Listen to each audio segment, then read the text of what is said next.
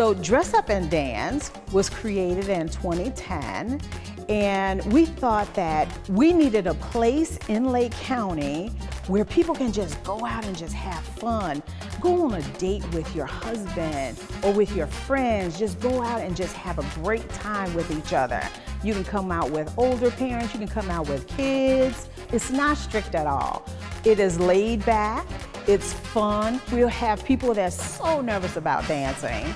And when they get on our dance floor and they hear that music that they've heard before and they get to dancing, it's easy. Put your own flavor on it. If you want to do this, you can do that. There you go. We have dance lessons that we do for beginners that just want to go out. She's just on my fingers. And then you're going to bring it down like that. Oh, okay. We don't have packages. It's more so just drop in a class. Just come in on a day and you walk out dancing.